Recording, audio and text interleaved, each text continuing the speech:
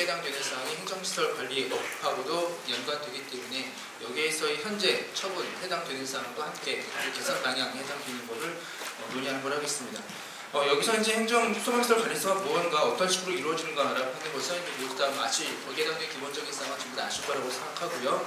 그래서 이제 그 다음 본격적인 내용으로 들어가겠습니다. 현재 소방시설 관리사에 해당되는 것에 대해서 자격 취소 정지에 해당되는 사항이 있는데 중요한 것은 이제 28조에서 2항입니다. 현재 거기서 보게 되면 소방 안전관리 업무를 하지 아니하거나 거짓으로 한 경우에 그런 경우에 이제 자격이 취소 정지를 할 수 있게 되어 있고요. 거기에 따라서 그러니까 소방시설 관리사가 점검을 하지 않았을 때 거짓으로 한 경우에 그럴 때 이제 자격 취소 정지에 해당되는 사항이 있고 거기에 따라서 현재 그 시행 규칙을 보게 되면은 3항입니다. 세 번째 보시게 되면은 법 제25조에 따른 점검을 하지 아니하거나 거짓으로 한 경우 해당되는 것으로서 처음에는 이제 경고, 추적 명령 경고가 되고 두 번째가 자격 정지 유월 그리고 세 번째가 자격 취소가 되게 되어 있습니다.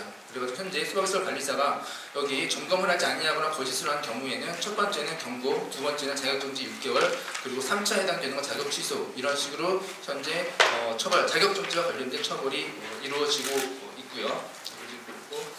여기에 해당되는 것에서 현실적으로 어떤 식으로 이제 그 현황을 보게 되면 처분 해당되는 현황을 보게 되면은 일단 거기 그 소방시설 관리업체 수에 해당되는 것은 2005, 2016, 2017 해가지고 현재 870개, 2017년 통계가 872개로 되어 있고 소방시설 관리업 하게 되면 1097명이 되어 있습니다.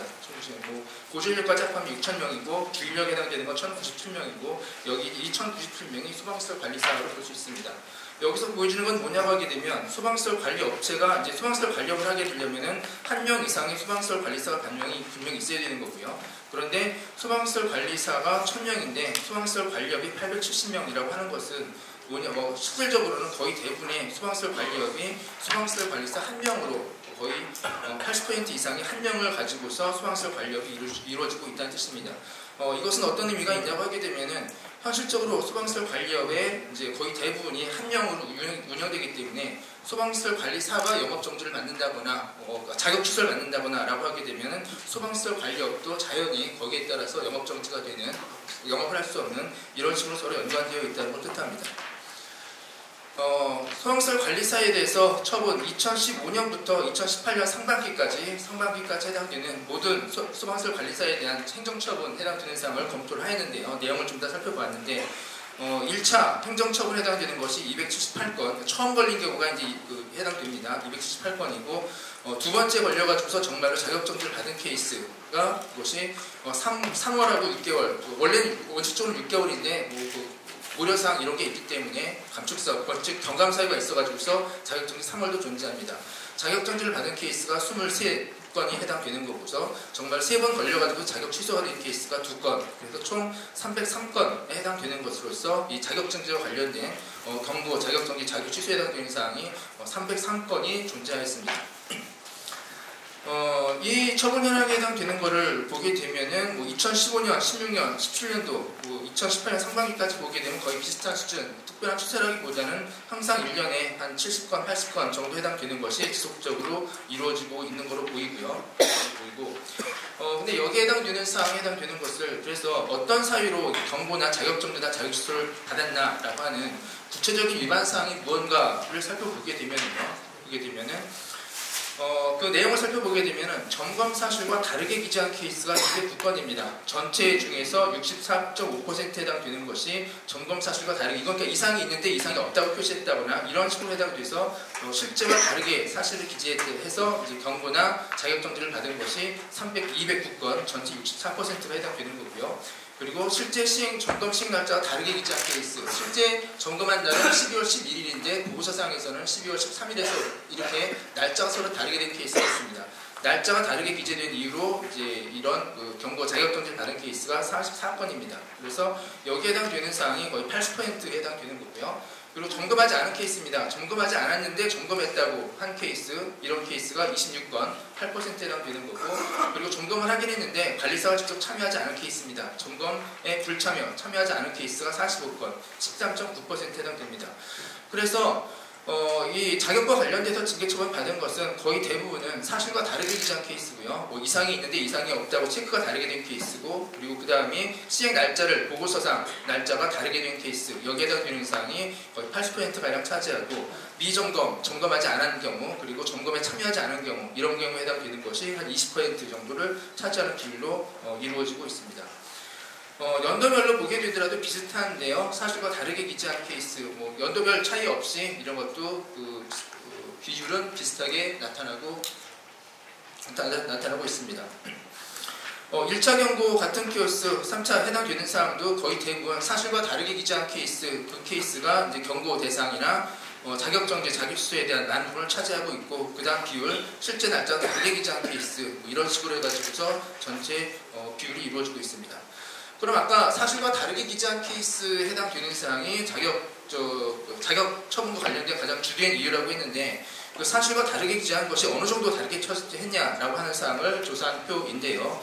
그래서 그 처분 결과서에 보게 되면 한 군데 하나가 잘못돼가지고서 이것이 경고나 자격정지 받은 케이스가 1건 해당되는 거고, 그리고서 뭐 4건이 이제 미비된 케이스는 24건, 5건이 미비된 케이스는 9건 이런 식으로 되고, 최고는 점검서에서 최고는 113건이었습니다.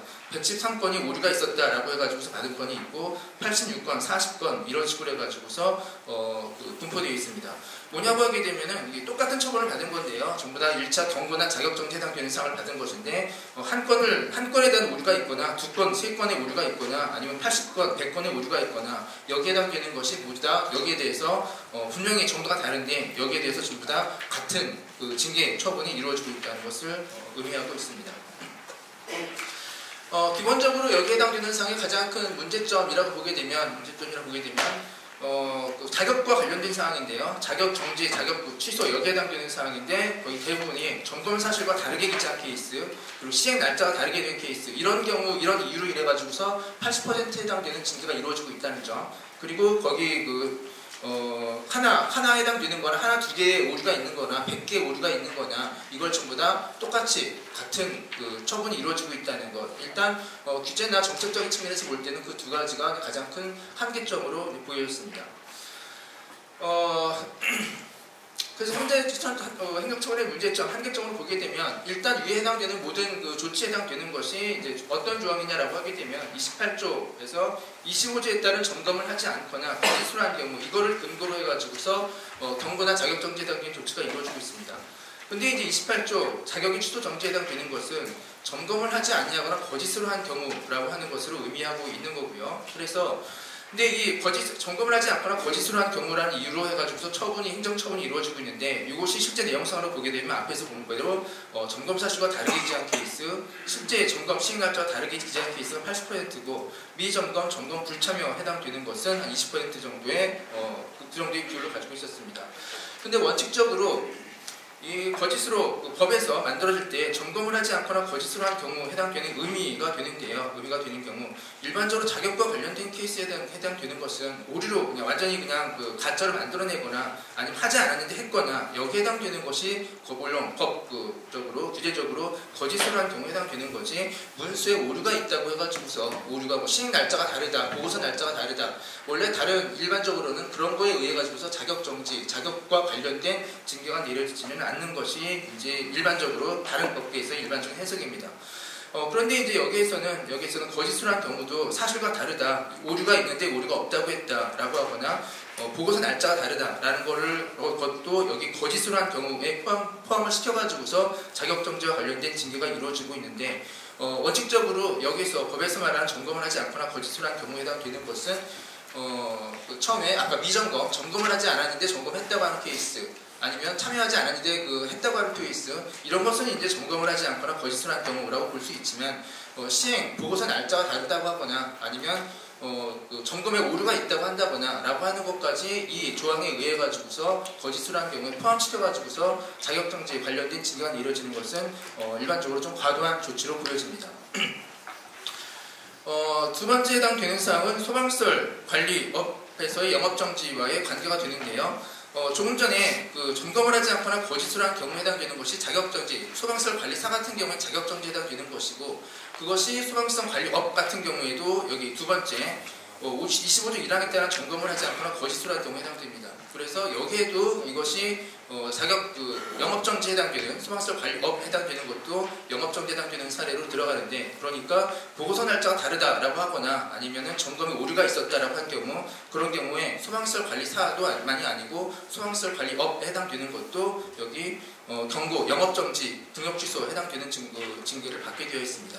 아까 소방시설 관리사 자격과 관련돼서도 이제 그런 거에 의해 가지고서 자격정지가 되는 것은 조금 과도한 거에 들어가는데, 마찬가지로 소방시설 관리업에 해당되는 것도 이런 식으로 해석이 돼 가지고서 영업정지에 해당되는 사항이 되는 거고요. 그래서 여기에 해당되는 사항도 좀 과도하다고 할까요? 그런 식의 한계가 있다고 보여집니다. 그리고 아까 말씀드린 대로 소방시설 관리사에 해당되는 것은, 관리업은 거의 대부분 80%가 소방시설 관리사가 한 명만 유지하고 있기 때문에 그 한 명의 영업정지가, 자격정지가 된다고 하게 되면 자연적으로 소방시설 관리업도 영업정지가 되는 그런 식으로 서로 연관되는 관계가 존재하고 있었습니다.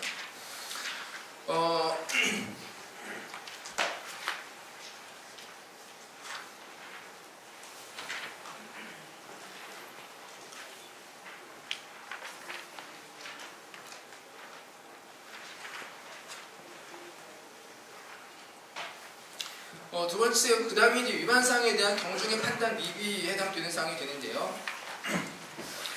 행정처분의 사유에 해당되는 거 보면 아까 본 대로 점검 시행 날짜가 다르게 된 케이스나 점검 사실과 다르게 기재한 케이스나 미점검하지 않은 케이스, 점검 불참에 해당되는 것이 거의 동일하게 전부 다 이거 처벌이 되고 있고, 그 다음에 위반 사실이 점검 오류가 있는 경우가 1개, 2개인 케이스나 113개에 해당되는 거나 다양한 부포를 가지는데, 여기에 해당되는 사항에 대해서 모두 다 똑같은 기준으로 이것이 처벌하고 있다라고 하는 거. 그래서 위반 사항에 대한 경중의 판단, 어떤 거와 관계없이 전부 다 동일한 수치에 의해, 동일한 방법에 의해서 처분을 하고 있다는 것이 한계로 보여집니다.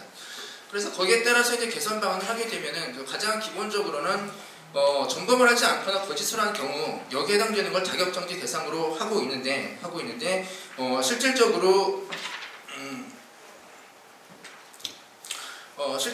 여기에 해당되는 사항은 점검을 하지 않거나 거짓을 한 경우는 아까 본 대로 실질적으로 점검을 하지 않거나 거짓을 하거나 이런 경우에 해당되는 것만 자격정지 대상으로 하는 것이 맞다고 보여지고, 그리고 기타 사항, 사실과 다르게 기재한 케이스나 시행 날짜가 다르게 기재한 케이스, 여기에 해당되는 것은 영업정지 경고 대상에서 제외하고, 그러면 여기에 해당되는 사항은 과태료로 이동시키는 방안이 존재합니다.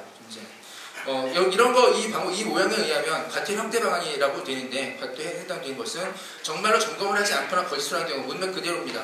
법에서 지어있는 문맥 그대로고, 법에서 원래 의도한 해당되는 거. 그래서 미점검이나 점검 불참형, 여기에 해당되는 것은 지금과 그대로 자격정지, 영업정지에 해당되는 사항으로 나아가는 것이고, 그리고 여기에 해당되는 과태료, 그리고 그 이외에 해당되는 사항, 점검 오류에 해당되는 사항에 해당되는 것은 과태료 부과로 가는 방안이 있는데, 과태료를 얼마나 하느냐 해당되는 문제도 있습니다. 그래서 일반 점검사항, 여기에 해당되는 거, 다른 걸 비교할 때 경미한 사항, 일반 점검사항, 그리고 주요 사항 해당되는 거로 구분해가지고서 거기에 해당되는 각 단계별로 여기에서 과태료 부과되는 시키는 방안이 있습니다. 이렇게 하는 이유는 뭐냐고 하게 되면, 현재 거짓을 한 경우 해당되는 것이 과태료에 해당되는 건 200만원 정도가 과태료가 되게 되어 있는, 과태료 이제 법상에서 현재 과태료 200만원 해당되는 거로 되어 있는데, 현재 앞에서 보게 되면 거의 한 20개, 10개 정도 위반이 되는 케이스가 거의 한 평균적으로 보여집니다. 그래서 아까 이제 1건에서 110건이라고 했는데, 그 중에서 보통이 한 10건 보통 이내가 한 비율이 가장 많고요. 그래서 10건 정도에 해당되는 미비가 됐다고 하게 되면 현재 법에서 나와 있는 대로 200만원 기준이 되는 것이고, 그래서 일반 점검상 10건을 기준으로 10건이 200만원이라고 하면은 건당 20만원 해당되는 거, 그런 식으로 기준을 할 수 있고, 근데 중요사항이 있는 거고 또 경미한사항도 있습니다. 법상에서 경미한사항, 거기에 해당되는 건 편차를 둬가지고서 건당 20만원 기준으로 해가지고서 편차를 주는, 이런 식으로 해가지고서 과태료를 부과하는 방안이 존재합니다. 그 다음에 해당되는 사항은 벌점제로 하는 사항이 있습니다. 벌점제에 해당되는 사항은 아까 이제 점검을 하지 않거나 미점검의 경우, 불참의 경우, 이런 거는 이제 그대로 이제 가게 되는 것이고, 나머지 해당되는 사항도 어쨌든 간에 벌점제로 해가지고서 서로 차등을 매기는 방법입니다. 점검 사실과 다르게 기재한 케이스에 해당되는 것은 1건당 2점, 사소한 거는 1건당 2점 해당되는 거, 그리고 성능과 관련이 없는 케이스가 있습니다. 표지 미부착 이런 거에 해당되는 거. 이런 거는 사실 그렇게 큰 문제는 아니라고, 뭐 문제는 문제긴 하지만 치명적인 문제는 아니기 때문에 거기에 해당되는 점수는 1건당 5점 이런 식으로 되고, 성능과 관련된 케이스는 15점, 중요 점검 사항에 해당되는 건 50점, 그리고 점검에 불참여, 미점검 해당되는 건 200점, 300점 이런 식으로 해가지고서 점수에 차등을 두는 것이고, 운전면허 취소에 해당되는 것처럼 이런 거에 해당되는 것이 일정 점수를 넘어가게 되면은, 그러면은 거기에 따라서 영업 정지, 자격 정지 해당되는 사항이 이루어지도록 하는 방향입니다.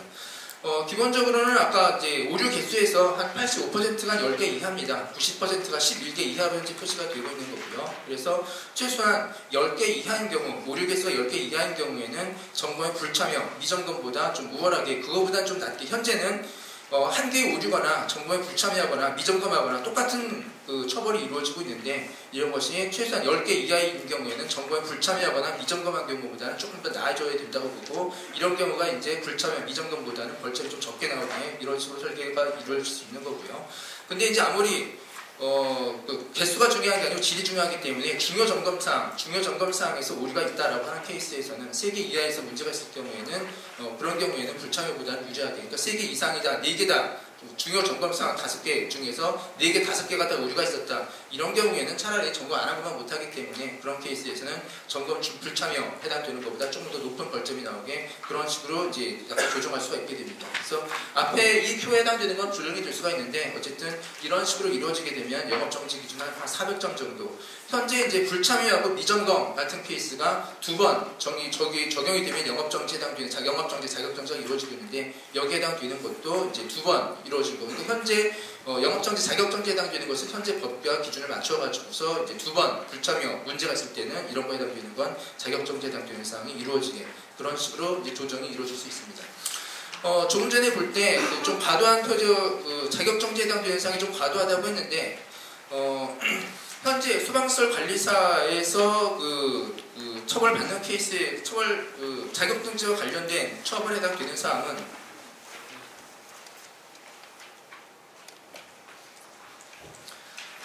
결론을 보게 되면은, 현재 이제 소방시설 관리사 해당되는 사항은 1년에 전체 자격 보유자 중에서 한 8%가 자격정지와 관련된, 조금 전에 이제 300건, 3년 사이에 300건, 1년에 80건 이 정도 해당되는 것으로서 자격정지, 경고 이런 거에 해당되는 벌칙을 받고 있는데, 그러니까 이것은 전체 자격자가 1000명 정도가 된다고 하고, 1000명 정도니까 전체 자격 보유자 중에서 8%가 자격정지와 관련된 징계를 받고 있습니다. 여기에 해당되는 사항은 다른 전문 자격증에 해당되는 사항을 보게 되면은, 변호사 같은 케이스에서는 이것이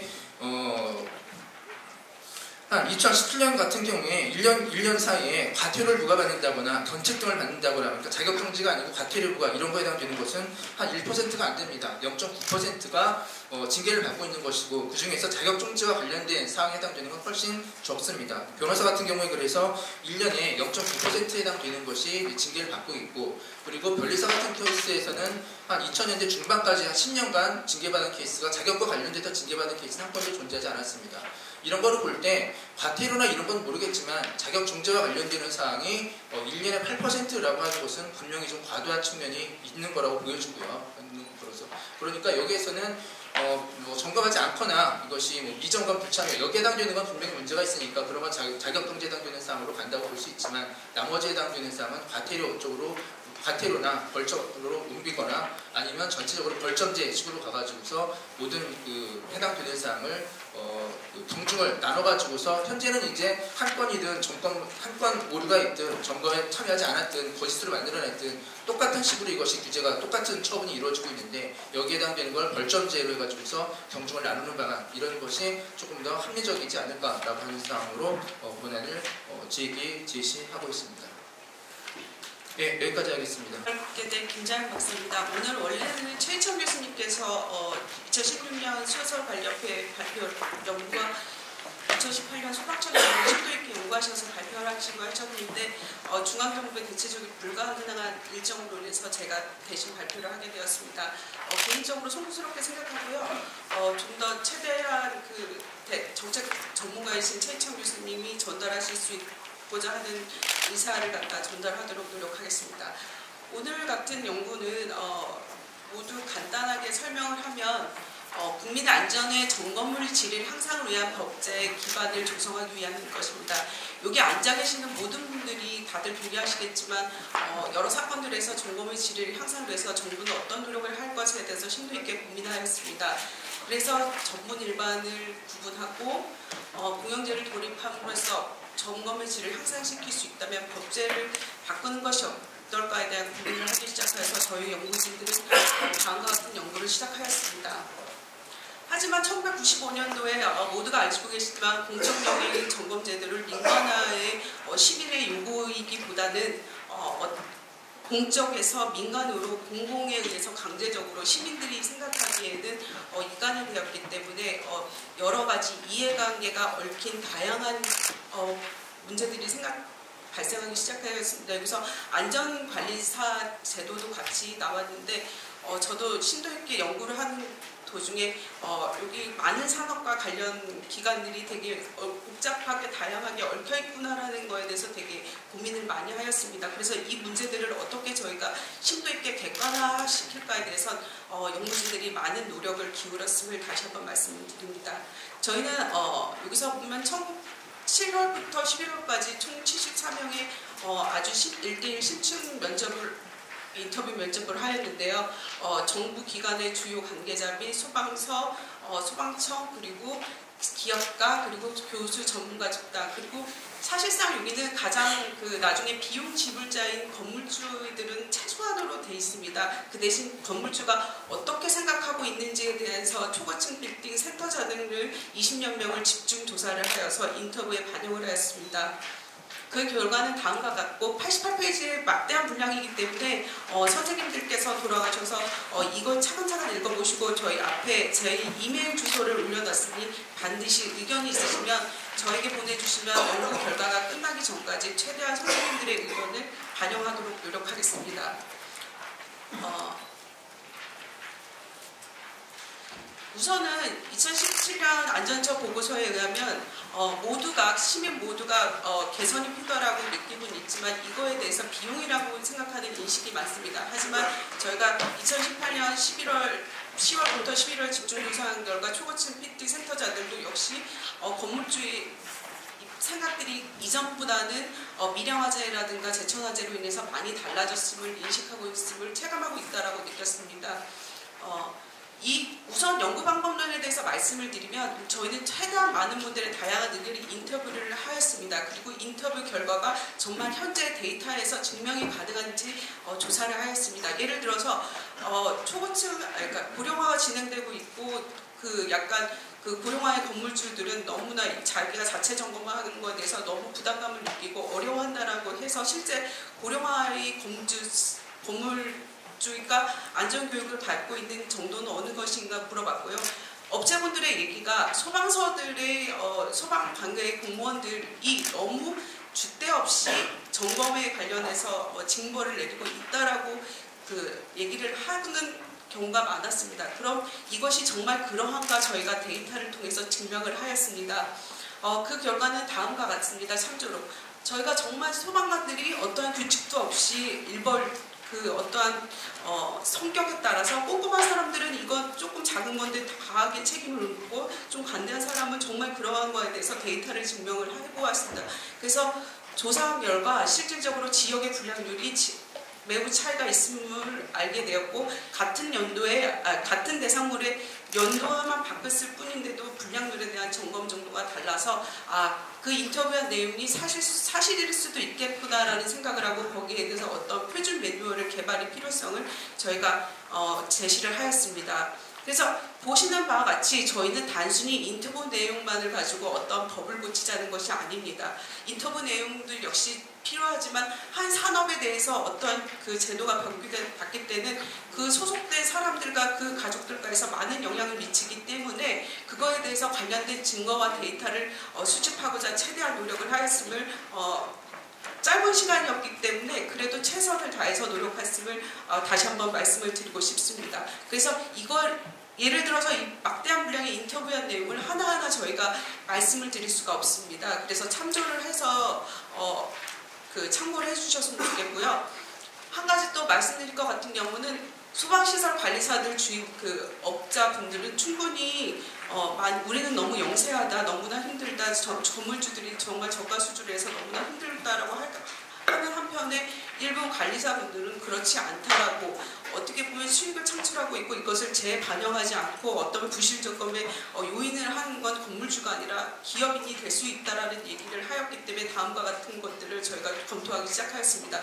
2017년 안전처 보고서에 의하면 다음과 같은 자료를 보실 수가 있습니다. 소방관리업과 관리업 같은 경우는 비슷한 매출의 규모를 나타내고 있습니다. 사실상 감리업보다는 관리업이 더 많은 매출의 규모를 갖고 있습니다. 하지만 그 R&D 투자율은 작습니다. 일부 초고층 빌딩 초고층 빌딩 센터장들 분들께서 그런 얘기를 하신 경우가 있습니다. 관리사들이 점검 능력이 없고 우리 기술 능력을 따라오지 못하고 있다라는 분들이 있는데 이거는 어떻게 보면 그 얘기를 갖다가 일부 반영할 수 있는 얘기가 아닌가 생각합니다. 초고층 빌딩 같은 경우는 R&D 비록 같은 매출이어도 같은 해에 R&D 투자에 대해서 적극적으로 기술의 향상과 4차 혁명에 대해서 적극적으로 투자를 하고 있지만 관리업은 그 CEO분들이나 운영체에 대해서 R&D에 대해서 투자를 얼마 하고 있고 기술 역량에 대해서 얼마나 하고 있는지 이거는 아주 단편적인 얘기고요. 만약에 이게 법제화가 된다면 좀 더 깊게 기업들을 대상으로 해서 집중적으로 조사를 할 필요가 있다고 생각이 듭니다.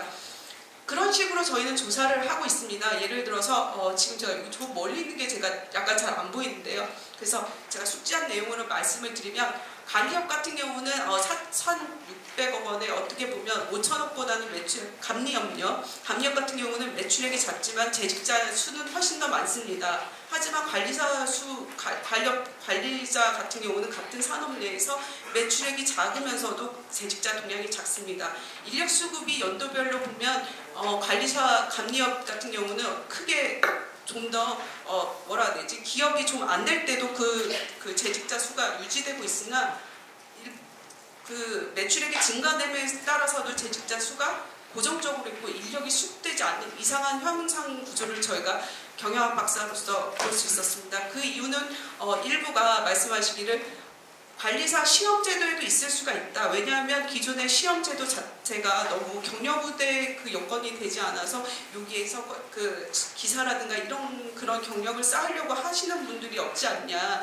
이런 것들을 갖다 법제에서 비록 열악하고 뭐 그런 환경이어도 좀 사람이 좀 경력이라도 이렇게 채울 수 있는 어떤 그 이득이 되는 어떤 그 국가제도가 있다라면 거기 계속 머물지 않겠냐는 거에 있어서 관리사 제도의 어떠한 시험제도의 변화가 필요하다는 것에 대해서 증명할 수 있는 여지를 갖다가 발견하였습니다. 그렇게 해서 참조적으로 이렇게 저희가 조사를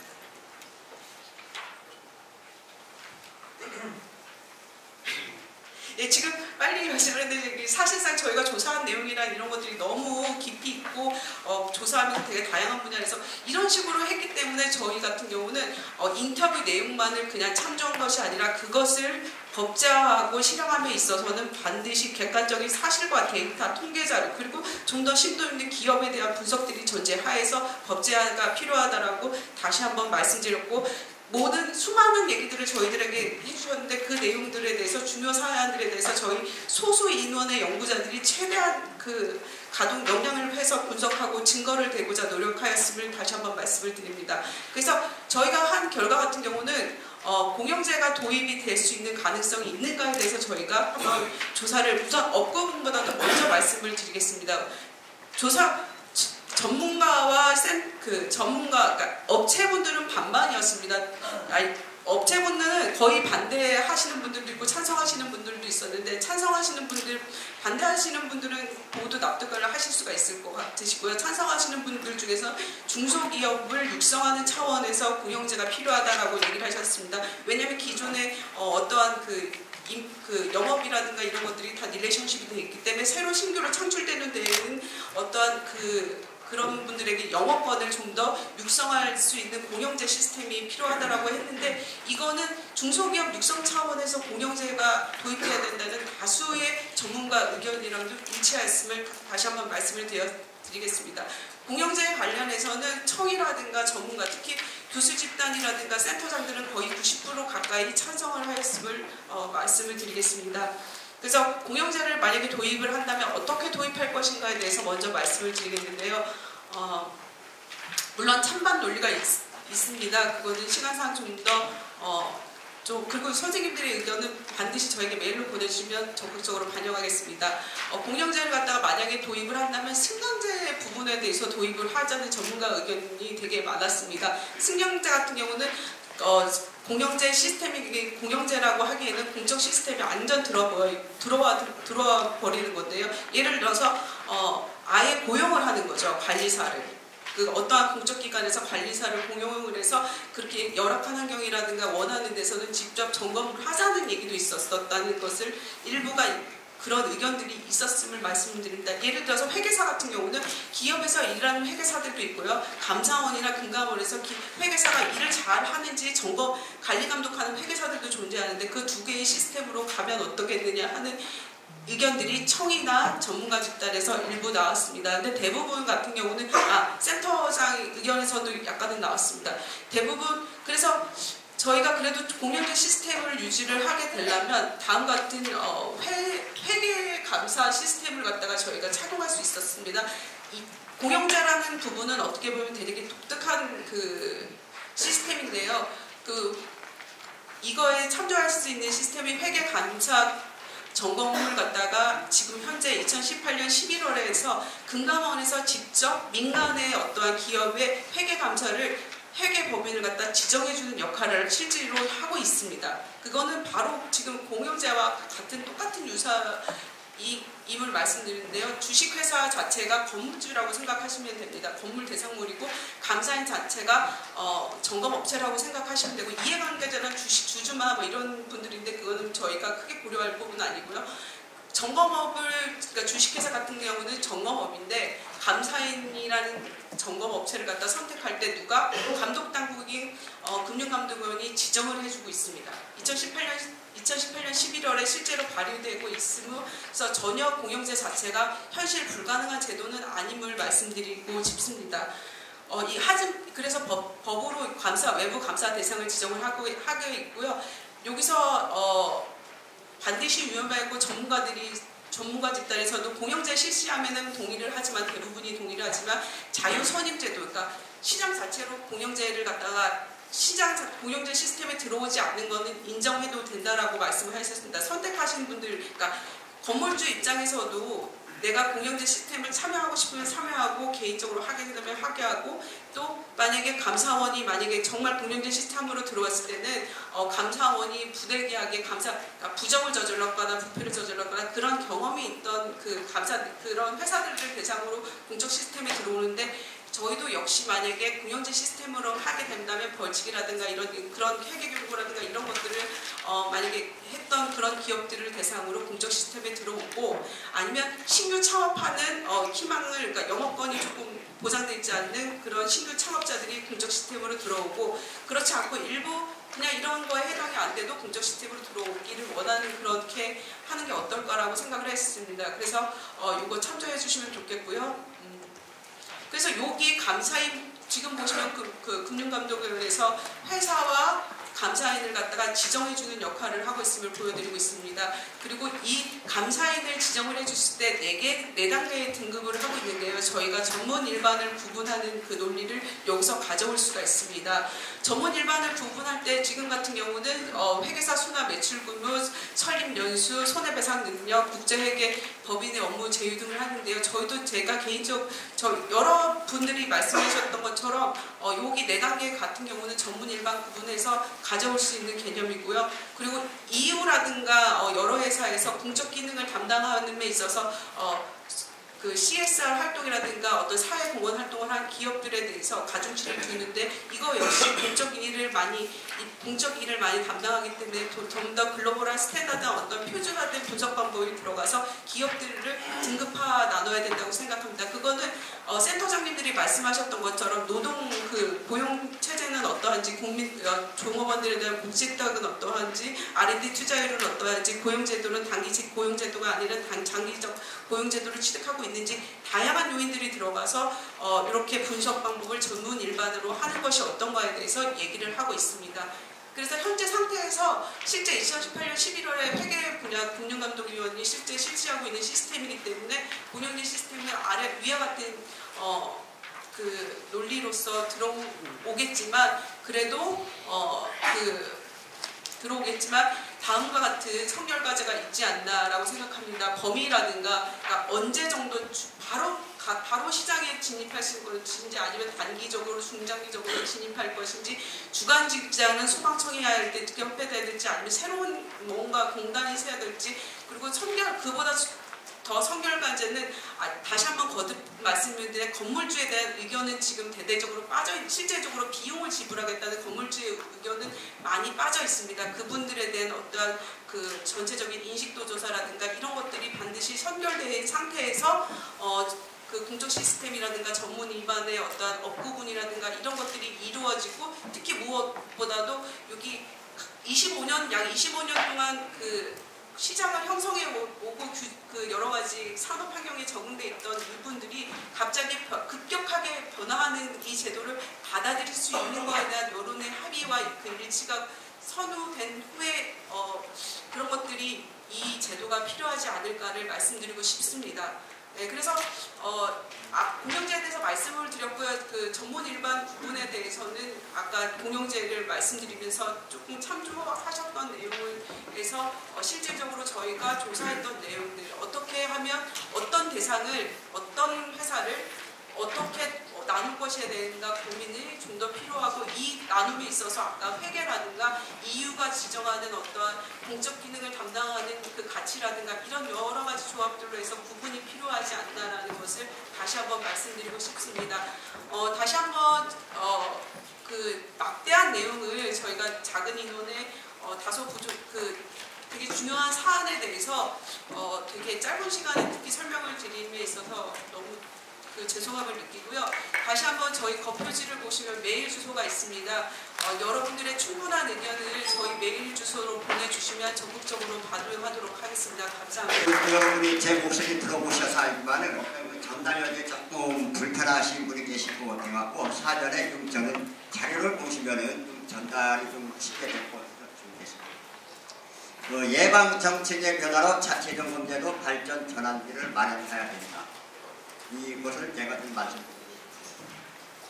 거짓보고 부실점검 방지를 위해서 23년간의 정책을 보면은 거짓보고 부실점검을 원인을 관리사, 관리업의 사입치고 어떤 책임 결여로 해서 그 대책은 관리사, 관리업의 행정 추계로 해왔습니다. 그러나 23년 동안 이 관리사, 관리업의 행정 규제를 위해서 소방법을 수십 차례 바꾸고 어떤 이런 토론회나 어떤 제도 발전을 위해서 수없이 논의해왔지만은 달라진 것이 없다. 네, 달라지신 것이 없다는 것을 저는 소방청에서 인식을 해주셔야 된다라고 생각합니다. 제가 봤을 때 이 관리사 책임 결여와 관리사 어떤 그 사익을 위한 그 규제만 계속된다면은 결코 앞으로 자체점검 제도의 발전은 없다 이렇게 생각하면서 그 대안을 그럼 어떻게 하면 되느냐라는 것을 좀 말씀드렸습니다. 일단 거짓보고하고 부실점검을 같은 프레임으로 볼 것이 아니고 분리해야 된다고 봅니다. 거짓보고하고 부실점검을 분리를 해서 거짓보고의 원인이 관리사의 책임 결여나 어떤 업체의 이익을 위해서 거짓보고하는 것이 아니고 이 업의 구조상 가불관계에 의한 축수보고다. 가불관계에 의한 축수보고가 결과는 거짓보고로 나타난다. 그래서 그 대책을 처벌 규정 및 처벌 대상을 변경해야 된다. 이렇게 해야지만이 지금 어떤 행정 규제의 실효성이 올라간다고 보는 것이고요. 부실점검, 부실점검에 대한 것은 관리업의 경쟁 구조를 바꿔야 된다라고 봅니다. 그래서 요 문제는 제가 깊이 연구를 하지 않겠습니다. 우리나라의 그 자체점검제도는 일본이 모태가 됩니다. 그래서 일본에서 시행하고 있는 자체점검제도하고 현재 저희 나라 자체점검제도를 비교해봤습니다. 일본은 점검 주체가 건물주고 점검 행위는 자율적입니다. 보고서 제출은 민간협회에 제출하고 제출률은 한 70% 정도 되고요. 보고서 제출과 건물주가 하죠. 보고서 양식이 굉장히 간단합니다. 처벌 방식은 벌점제로 하고 있고요. 저희 나라는 점검행위 의무죠. 네. 보고서 제출은 소방서에 100% 해야 되고, 보고서 제출자는 건물주로 되어 있지만 실제로 점검업체가 다 대리해서 제출을 해주고 있죠. 보고서 양식 굉장히 복잡하죠. 처벌 방식은 행정처분입니다. 언론 보시기에도 저희 나라가 굉장히 규제가 강하다는 걸 알 수가 있습니다. 그럼에도 불구하고 23년 동안 자체점검제도가 발전하지 못했다라고 하는 것은 어떤 그 점검 주체의 핵심을 놓치고 있다라고 보는 것이죠. 그래서 어떤 지금 상태에서는 점검 주체의 핵심이 지금 우리나라 건물주들이 과연 자기가 건물 점검의 어떤 그 주체라고 생각하고 있는지 그건 아니라고 봅니다. 그 건물주들은 점검 행위를 법으로 해야 되니까 하는 거고 어떤 그 행위 자체를 점검업자와 관리사가 다 대리해서 해주고 있다라고 보기 때문에 건물주의 의식이 바뀌어야 된다. 그래야지만이 어떤 그 행정 규제의 효과가 나타날 수 있다. 이렇게 저는 보고 있습니다.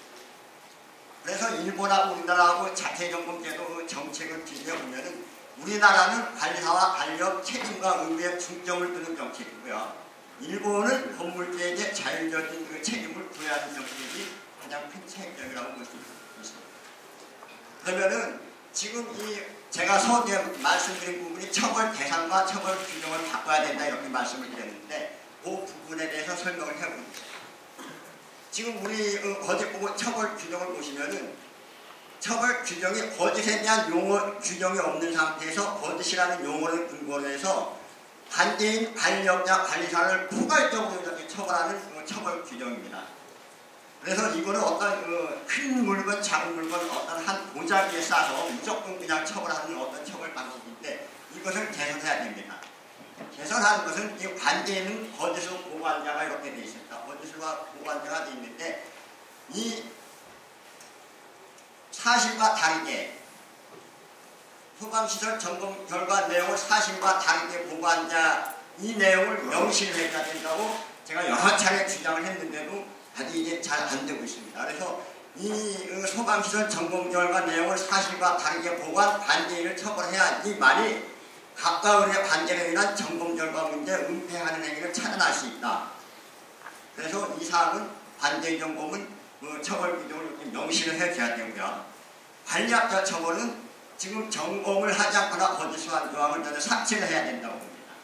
이것은 이 조항이 아니더라도 관리업자가 분명히 처벌받을 수 있는 근거가 있다고 보고 이 삭제를 해야 되는 이유는 점검 주체 및 책임 주체 관계인을 정확하게 건물주가 인식을 하게 하기 위해서는 관리업자 이 책임을 삭제해야 된다. 조항을.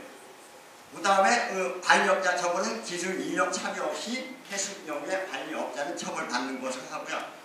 관리사의 처벌 역시 거기서 한 경우의 조항은 삭제가 돼야 된다. 그래서 관리사는 책임 관계를 정확하게 점검만 열심히 하면 되죠. 그래서 관리사 처벌은 현재 28조에 있는 성실하게 점검하지 않았을 경우에 관리사는 처벌을 받아야 된다.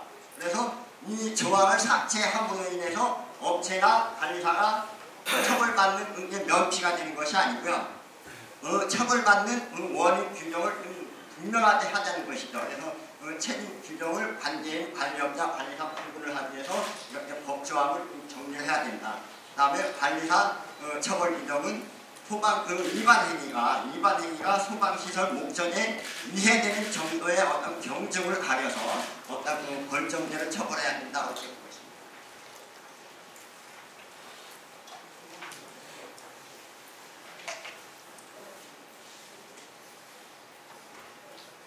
제가 지금 이거 마우스를 잘못 누르고 있습니다. 죄송합니다.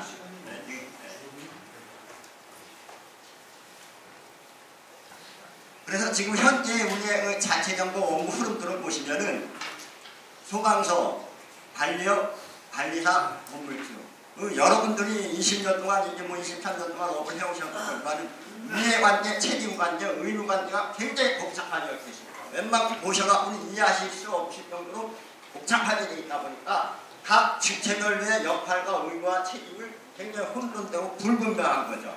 그래서 이렇게 복잡하게 이제 업무 흐름가 되어 있는데 이것을 제가 얘기한 처벌 규정과 처벌 대상을 변경하게 되면은 업무 흐름도가 어떻게 해야 되는지 한번 제가 살펴보겠습니다. 예, 관리업 대표는 한지는 관리사, 공조인력, 점검 인력만 제대로 투입을 시켜주고 점검 인력의 투입에 대한 책임만 지는 거죠. 결국 미참여했을 경우에는 관리사가 책임지는 것이 아니고 관리업자가 책임을 져야 맞다라고 보는 것입니다. 그래서 그래서 거짓이라는 것을 제가 규정을 빼야 된다. 네, 관리업자는 거짓이라는 것이 있을 수가 없다라고 보는 것이고요. 관리사는 성실하게 점검해서 그 점검 결과를 건물주에게 통보해줌으로 해서 관리사의 의무를 다하는 규정으로 가야 된다. 네, 그래서 통보를 해주면은 그 통보받은 그 거짓은 관리사도 없는 거죠. 관리사도 어떤 거짓 보고가 아니죠. 왜? 이 자체가 잘못된 게 보고자는 건물주인데 왜 관리사, 관리업자가 거짓 보고로 처벌받느냐 이거죠. 그래서 보고는 분명히 보고에 대한 거는 건물주가 해야 된다. 지용에 들어가는 소방시설 유지관리도 건물주가 해야 된다. 그래서 업무 영역을 구분해야 된다라고 보는 것입니다. 이런 업무 영역을 제가 우리 일반 사회에서 규정했을 때 병원하고 한번 비교를 해봤습니다. 병원 대표는 관련 대표라고 보면 의사, 간호사만 적정한 유자적자에서 적당한 인력만 해주면 되는 거예요. 그럼 의사가 할 일은 뭡니까? 자체 점검, 점검 결과 관리사가 하듯이 의사는 건강검진을 하고 점검 결과를 해서 그 결과를 본인에게 넘겨주면 본인이 치료하고 본인이 관리해야 되는 시스템을 가야 됩니다. 그러면은 지금 우리나라와 일본과의 굉장히 차이가 뭐냐면 뭐 의사나 관련이나 다 생명하고 관련이 있죠. 근데 우리 의사 같은 경우는 본인의 생명이니까 본인이 관리해야 돼요. 예. 그래서 자체 점검 처벌 규정은 처벌 규정 변화를 해야지만이 어떤 우리가 자체 점검 제도 발전을 할 수 있다고 봅니다. 현재처럼 지금 소방서 관리업 관리사가 같이 가야지. 소방서에서 돌다리를 좀 놔주면서 같이 가야지. 돌다리를 빼고 물에 빠뜨리고 이렇게 해서 서로 이거는 아니다. 그래서 소방서 관리업 관리사가 함께 가야지만이 자체 점검 제도가 발전될 수 있다 이렇게 말씀드립니다. 우선 저 남상욱입니다. 네, 안녕하세요. 사실 뭐 시간이 굉장히 제한적입니다. 저도 이제 말을 하려고 그러면 오늘 밤을 새서 말씀드릴 수가 있어요. 근데 이제 여러 패널들이 오셨고 굉장히 그 다양한 이슈가 있기 때문에 요약을 해서 말씀을 드리겠습니다. 또 저희 협회에서 지금 아까 거론된 그 점검업의 등급화, 전문이냐 일반이냐, 또 기술 인력의 등급화, 점검 보조 인력을 초급부터 측급까지 등급화를 할 것이냐, 그 다음에 또 행정 처분에 대한 문제, 이것을 벌점대로 갈 거냐 말 거냐, 그 다음에 또 점검 공용제, 이게 지금 이슈인데 모든 것을 제가 다 지금 말씀드릴 수 있는 것은 시간적으로 제한되다 보니까 그냥 묶어가지고 몇 가지만 제가 말씀드리겠습니다. 전문이나 일반으로 가야 되는 거와 기술 인력의 등급화는 저희가 언젠가는 지향해야 될 목표입니다. 왜냐하면 우리 지금 점검업체가 지난 11월 30일 기준 931개입니다. 그리고 기술 인력이 11월 31일 현재 6,305명입니다. 그러면은 지금 83%가 한 업체의 1인 관리사입니다. 네. 그러면은 결국은 엄청나게 영세한 거죠. 6,305명의 그 주인력 보조 인력에 그 다음에 931개 업체라 그러면 한 업체당 6, 7명입니다. 여직원 빼고 관리사 빼면요 보조 인력이 8명이라는 거거든요. 굉장히 영세한 기업입니다. 그러면 이렇게 영세한 기업을 우리가 운영했을 때에는 어떤 기술력 향상이라든가 그 다음에 점검에 대한 질적 개선이 이루어지지 않는 거죠. 그래서 결국은 언젠가는 영세 규모를 탈피해서 나가려고 하면 우리가 등급제라든가 또는 기술력에 대한 등급화를 이루어져야 된다. 다만 이것은 지금 굉장히 찬반양론이 많습니다. 왜냐하면 규모가 작은 회사는 반대하고요. 규모가 큰 회사는 찬성하는 지금 입장입니다. 저는 밤시장 입장에서 찬반이 극명하게 있지만 언젠가는 우리가 지향을 받아. 다만 우리가 이걸 갖다가 하기 위해서는 점검 PQ가 우리가 먼저 정착이 돼야 됩니다. 이게 등급화만 해서 갑자기 내가 언제 점검을 좀 해왔던 건물이 이제 너는 일반 관리업이니까 이 건물 점검 못해. 내가 10년 동안 점검해온 건물을 이런 상황이 벌어질 수가 있거든요. 그래서 우리가 점검 PQ가 먼저 선행이 돼야 됩니다. 점검 PQ를 하기 위해서는 우리가 그 업체의 기술 인력이라든가 그 업체의 매출액이라든가 그 업체의 경력이라든가 이런 모든 것이 아우러져서 PQ를 해야 되는 것이거든요. 그거에 대한 전제 조건으로 우리가 등급화라든가 기술 인력에 대한 이 부분이 언젠가는 돼야 된다. 다만 시기가 과연 지금이 적절하냐 조금 이거는 좀 논란의 소지가 있을 것 같습니다. 두 번째로 제가 공용제를 한번 좀 말씀드리겠습니다. 이 공용제는 저는 두 가지 점에서 문제가 있습니다.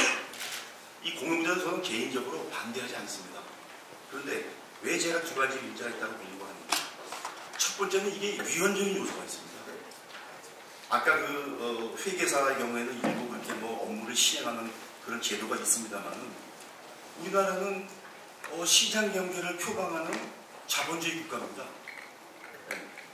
우리 헌법의 기본 원리에 계약 자유의 원칙이라는 게 있습니다. 건물주가 더 값싼 업체로서 품질이 높고 일 잘하는 사람을 내가 선정을 해서 그 사람 점검을 맡길 수 있는 계약 자유의 원칙이 있습니다. 그럼에도 불구하고 점검 공용제를 하는 것이 그걸 뛰어넘어서 공익성이 있다. 그럼 할 수 있는 겁니다. 그럼 과연 지금 그럼에도 불구하고 계약자의 원칙을 파괴하면서까지 이것을 뛰어넘을 정도의 공익성을 가지고 있는 거냐? 그건 상당히 의문입니다. 두 번째로는 동기에 대해서 굉장히 불순하다 생각합니다. 제가 동기가 불순하다는 얘기가 무슨 얘기인가요? 소방안전원이 금년도 2018년도 9월 3일날 소방청장님한테 업무 보고를 하는 보고서에 우리가 점검 공용제를 주체가 돼서 추진을 하겠다. 그리고 우리가 종합화재안전진단 전문기관을 발전하겠다. 이런 야무진 꿈을 보고한 적이 있습니다. 저는 공용제 개인적으로 찬성합니다. 그런데 동기가 불순하다 그거죠. 이 소방안전원은 감히 공용제에 대해서 거론할 입장이 못 됩니다. 이거는 소방안전이라는 게 뭡니까? 소방기본법에 소방에 대해서 홍보를 하고 교육을 하고 훈련을 하는 위탁기관입니다. 자기의 길을 갖다가 개척하고 자기의 어떤 발전 방향으로 나가야죠. 자치정권과 아무런 관련 없는 소방안전원이 우리가 주체가 돼서 공용제를 하겠다고 청장님한테 보고한 것은 그 동기에 굉장히 불순하다 그러죠. 예, 그래서 이거는 만약에 하게 된다 그러면 당연히 점검의 주체인 관리협회가 주체가 돼야 되겠죠. 예. 지금 이 공용제를 하는 것은 우리 업계의 경우에도 제가 볼 때는 찬반이 5대 5입니다. 그런데 건물주의 경우에는 공용제를 거의 다 반대하고 있습니다. 그럼 저희가 지금 작동점검과 종합정밀 점검이 대충 연간 한 30만 건을 잡는데요. 30만 건에 대한 계약 주체가 반대를 하는 것을 이것은 입법이 필요한 제도입니다. 과연 그런 유권자의 입장을 전혀 고려하지 않고 과연 입법을 할 수 있을까? 저는 굉장히 의문이 듭니다. 그래서 이거는 언젠가는 저희가 제가 아까 그 영세성을 탈피해야 된다는 그런 목적에서는 이 공용제도 저희가 언젠가는 실현해야 될 이상과 꿈입니다. 그러나 일단은 동기에 대해서는 굉장히 이의를 제기합니다. 그래서 이것도 만약에 하게 된다 그러면은 협회가 주체가 돼서 또 건물주의 어떤 그 많은 사람들이 참여하는 동의하는 그런 것이 선별로 필요합니다. 마지막으로 시간상 하나만 말씀드리고 마치겠습니다. 거짓 점검이라는 것에 대한 것을 제가 또 한번 말씀드려보겠습니다. 제가 여러 차례 소방망개신문에 투고도 하고 여러 차례 강의할 때마다 말씀을 드린 겁니다. 왜 소방에는 그렇게 법률 전문가가 없느냐? 이미 거짓이라는 것은 민법에서 확립된 개념이 있습니다. 민법상 거짓이라는 것은 사실과 다른 게 거짓이 아닙니다. 그 내용을 내가 인지하고 있었음에도 불구하고 그런 상태에서 사실과 다르게 보고한 게 거짓입니다. 이미 확립된 판례입니다. 중세시대에 지구가 돈다고 주장을 한 갈릴레이가 재판에 가서 지구가 돌지 않습니다 라고 하는 것은 거짓말을 한 겁니다. 그런데 그때 나온 시민들이나 재판관들은 지구가 돈다고 생각하지 않았습니다. 그 사람들은 거짓말을 한 게 아닙니다. 내가 그 내용을 인지한 상태에서 사실과 다르게 내가 점검을 했는데 내가 보고서를 조작을 했거나 내가 A를 투입하고 보고서에는 B가 점검한 걸로 썼다든가 이런 것이 거짓인 겁니다. 내가 점검을 소홀했거나 태만해가지고 내가 어떤 사항을 미처 못 봐서 보고서에 지적하지 못한 것. 거짓이 아니다 그거죠. 근데 현재 소방당국에서는 거짓 여부와 관계없이 무조건 사실과 다르게 보고서를 기재하면 지금 거짓으로 처벌하고 있다는 거죠. 이건 굉장히 잘못된 관행이라는 거죠. 이게 과연 행정소송을 제기하면 저는 소방당국에서 패소한다고 봅니다. 근데 왜 우리가 행정소송을 안 합니다? 우리 지역사회에서 소방관서를 상대로 행정소송을 제기할 수 있겠습니까? 이 지역사회에서. 그냥 못하는 겁니다. 그래서 이 거짓은 사실과 다르게 거짓이 아니고 내가 그것을 조작하기 위해서 한 것이 거짓이기 때문에 법을 개정하지 않아도 충분하게 민법상 확립된 판례를 가지고 적용하면은 지금 저희가 사소한 어떤 오류 그 다음에 무슨 소화전이 23개인데 25개로 지적을 했다 날짜가 틀리다 이런 것은 얼마든지 저희가 보완을 요청하면 됩니다. 저희가 국가에 어떤 서류를 내도 서류에 보완할 것이 있으면 며칠간의 시간을 둬서 보완을 요구합니다. 서류 보완을 요구하면 되는 겁니다. 처벌할 것이 아니라 처벌의 목적이 아니라 결국은 화재를 방지하고 인명을 피해를 방지하고 하는 목적이 아니겠습니까? 그런 의미에서 지금 소방당국에서 무차별적으로 거짓이라고 해서 처벌하는 이 관행은 개선돼야 된다 이렇게 말씀드리겠습니다. 앞서서 좋은 말씀들을 많이 해주셔서 그리고 또 저희 이후에 말씀하신 분들이 많이 계셔서 일단은 최대한 짧게 제가 생각하고 있는 핵심적인 부분만 말씀드리고자 합니다. 지금 대장님께서 말씀해 주셨듯이 저는 한 발 물러서서 이 사안을 지금 보고 현재 이 사안들에 대해서 고민을 하고 있습니다. 무엇보다도 중요한 건 저희 모두 여기 계신 모든 분들이 생각하고 계신 거겠지만 현재 점검 제도를 통해서 저희가 보다 안전성 높은 사회를 구현한다는 것에는 모두 목적을 배치하고 있습니다. 그리고 조금 더 세분화시켜서 생각을 해보면 관리사 그리고 또 관리업 그리고 관계인 그리고 관계 당국 이렇게 저희가 나눠서 각각 주체별로 구분을 하고 있지만 저희가 원하는 목적은 같고 관리사분들이 현장에 관련된 정보를 얼마나 잘 효율적으로 전달을 하고 그 전달된 정보가 건물주의 의사결정에 어떤 반응을 일으킬 수 있고 그러한 프로세스를 소방당국, 관계당국이 어떻게 잘 관리하는가가 저희 제도의 핵심이라고 생각하고 있습니다. 근데 사실은 밟고 있는 현장 정보, 제가 집중하고 있는 부분은 보고서 관련된 부분과 그리고 그것에 관련된 프로세스입니다. 관리사분들께서 성실한 점검을 수행하시더라도 이 점검 결과가 과연 성실하게 좋은 점검 결과가 잘 보고되고 관계당국에 잘 전달되고 그리고 건물주에게 잘 돼서 이 부분에 대한 개선안이 잘 이루어질 수 있을까 하는 부분에 대한 의문사항들이 많이 있고 그리고 저희는 사실 그 부분 때문에 점검표를 가지고 체크리스트를 만들어서 체크리스트 형태의 점검표를 가지고 점검 업무를 수행하고 있습니다. 그래서 저희가 가지고 있는 현실적인 고민은 보고 기한 그리고 보고 기한은 앞으로도 조금 더 단축된다는 의견들도 있고 그리고 현재 앞으로 강화가 되면서 보다 단축될 것입니다. 근데 하지만 저희가 좀 고민해볼 부분은 보고 기한 단축만이 사실 지금 제도를 발전시킬 수 있는 방안이 될 것인가 하는 부분에 대해서는 각각 의견이 다르실 겁니다. 보고 기한을 단축하는 만큼 그리고 저희가 현장에서 관리하는 그리고 현장에서 여러분들이 정보를 습득해야 되는 부분에 대해서 보고서를 만들고 관련된 업무 로드 관련된 부분도 저희가 고민을 하고 그것에 관련해서 과연 현실화될 수 있는 보고서를 만들 수 있는 것인지 그리고 저희가 점검하는 사항들이 점검표가 두껍다고 해서 점검 표량이 많다고 해서 보다 좋은 결과를 만들어낼 수 있다고 저희가 그 부분을 확정할 수 있을 것인지에 대한 고민도 필요합니다. 이 부분에 대해서는 소방당국도 많은 고민을 하고 있는 것으로 알고 있습니다. 그리고 이 부분을 해결하기 위해서는 지금의 프로세스가 아니라 저희가 보다 좀 진보된 프로세스를 가질 필요가 있습니다.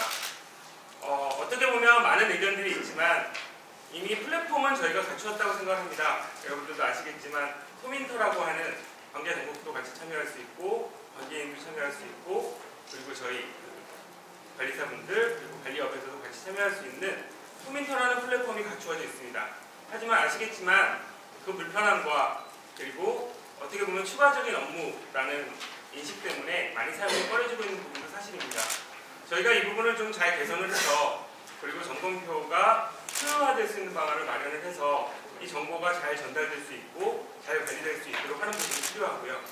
그리고 제가 느끼기에는 현장 정보만을 취득하시는 것이 아니라 그 이전에 점검됐던 결과라든지 건물에 관련된 변동사항이라든지 추가적인 정보를 보다 빨리 아실 수 있어야 이 내용들에 대해서 보다 좋은 결과 보고서를 만들 수 있다고 생각합니다. 그래서 이 부분에 대한 개선이 필요하고 저희가 일단은 보다 효율적이고 보다 정보를 확실히 서로 확인하기 쉬운 어떤 내용들을 조금은 간소화 그리고 그 부분에 간소화한다고 해서 저는 검경 결과가 나빠진다고 생각하지 않습니다. 그리고 그 부분을 확인할 수 있는 플랫폼 이 두 부분을 통해서 이 부분을 개선해 보려고 하고 있습니다. 네, 제 말씀은 여기까지 마치고요. 이 부분에 대해서 좋은 의견들이 있으시면 각자 남겨주시면 이 정도에 반영을 하도록 하겠습니다. 감사합니다. 네, 반갑습니다. 소방방재신문사의 최영 기자입니다. 제가 이런 자리 최근 들어서 좀 많이 나오고 있는데요. 그 자체 점검 같은 경우는 굉장히 이렇게 사고만 나면 저희 현장에서 직접 그 보고서 그 자체 점검에 대한 거짓 점검이라든가 지금 여기서 주장하시는 부분들처럼 점검 결과물을 가지고 저는 또 그게 거짓, 잘못 표기된 걸 가지고 거짓이라고 주장을 했었던 적도 실제로 있었고요. 근데 이제 업역 측면에서 봤을 때는 그런 것들이 굉장히 애로가 있으신 것 같아요. 그러니까 제가 이제 취재를 하면서 본 이 자체 점검 제도는 굉장히 처음부터 뭔가 틀이 좀 잘못 끼워져 있지 않은가. 그리고 지금 오랜 기간 운영이 되오면서 우리 소방시설 자체 점검의 업자들은 많이 무수하게 늘어나고 거기에서 종사하시는 분들이 늘어나면서 이거는 소위 말해 다시 판을 뒤집기도 굉장히 어려운 상황에 놓여 있는 것 같아요.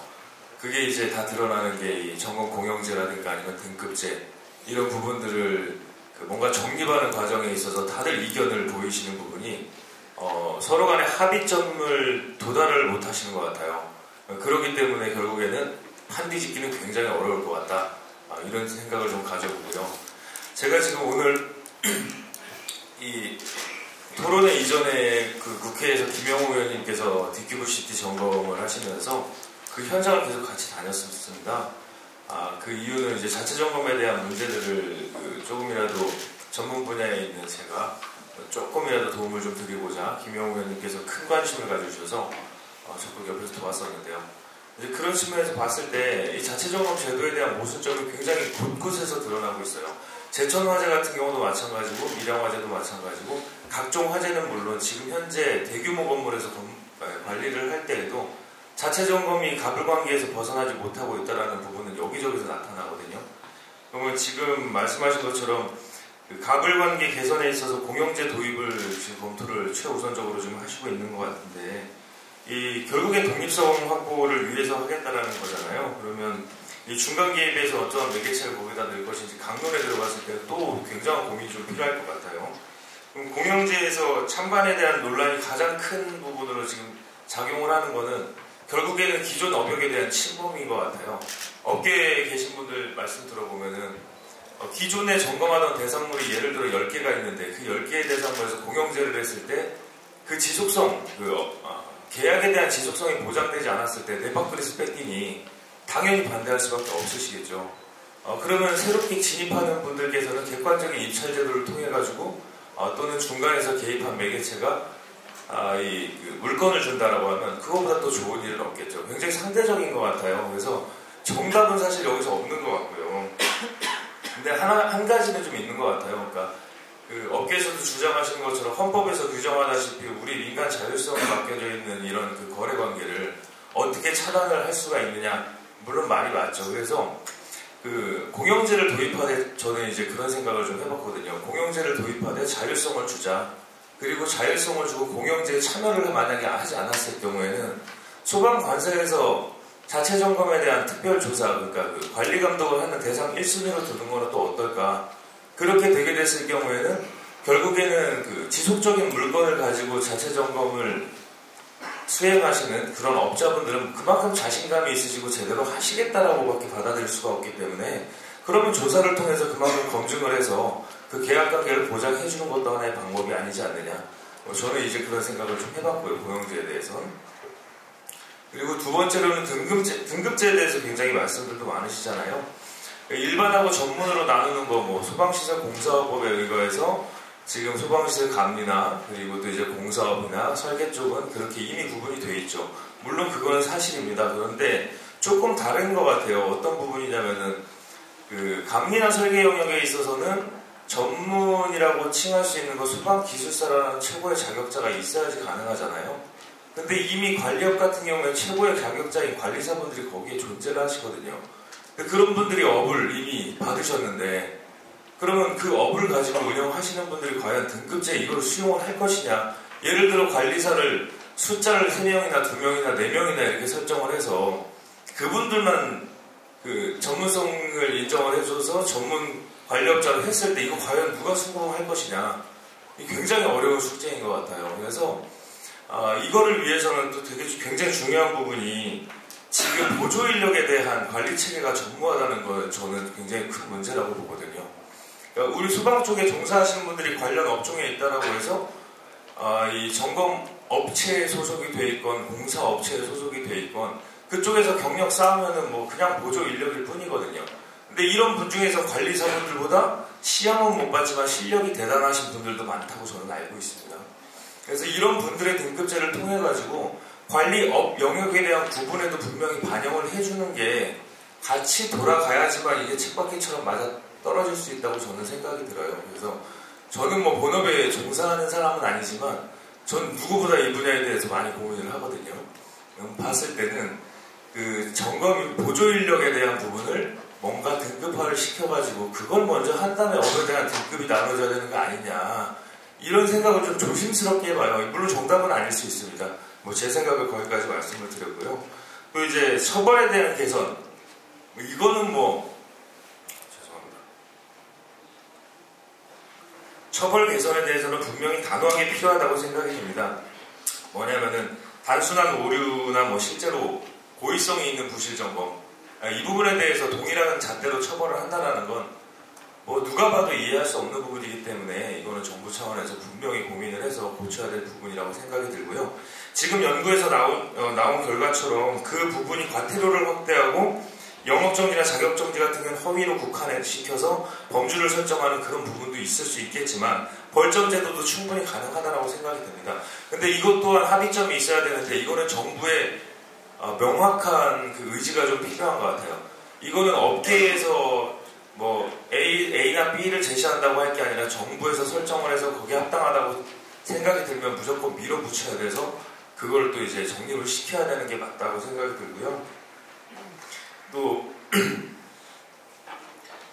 이제 업체분들에 대한 문제들도 사실 되게 많은 것 같아요. 지금 또 연구에 관련해서 여기까지 좀 말씀드리고 저도 이 분야에 대해서 할 말이 굉장히 많습니다. 좀 이해를 좀 부탁드리겠습니다. 지금 최근에 이제 감사원 감사 결과가 또 나왔어요. 저는 이제 그 결과를 아직 듣지는 못했는데 감사원 결과에 대해서 관리사 미참여 문제가 또 적발이 됐답니다. 거의 100명 가까운 수준이라고 하는데 심지어 교도소에 계셨던 분까지 소방시설 관리사가 현장에서 점검을 했다라는 얘기까지 지금 들었어요. 이게 참 어처구니 없는 일이죠. 매년마다 감사원이 이쪽 분야를 털고 있습니다. 소위 말해. 근데 그때마다 걸려요. 소방청 입장이나 이쪽 분야에 종사하시는 입장에서는 굉장히 부끄럽죠. 그럼에도 관리업에 대한 그 뭔가 체질 개선을 위해서 정부에서는 노력을 하고 계십니다. 그럼에도 불구하고 누가 잘했다라고 얘기하는 게 아니고 그 관리업에 종사하시는 분들도 굉장히 프라이드를 갖고 열심히 업역에서 활동하시는 분들이 굉장히 많음에도 불구하고 이런 그 일들 때문에 계속 관리업 전체가 욕을 먹는 것 같아요. 그래서 되게 씁쓸하고 아쉬운 생각이 들고요. 이 관리업에 대한 생태를 개선하기 위해서는 모르겠어요. 이게 왜 감사원을 통해서 매해 수십 명씩 적발이 되는데 왜 똑같은 걸 반복이 이렇게 되고 있는 것인지 저는 도무지 이해를 할 수가 없거든요. 그래서 이런 부분들은 어쨌든 업계에서 자발적으로 뭔가 구조를 개선하기 위해서 노력하지 않으시면 절대 안 된다는 생각이 들기 때문에 어쨌든 잘못된 건 잘못된 거잖아요. 정책이 잘못된 것도 잘못된 거고요. 일단 이제 그런 부분들은 되게 아쉽다는 말씀을 좀 드리고 싶고요.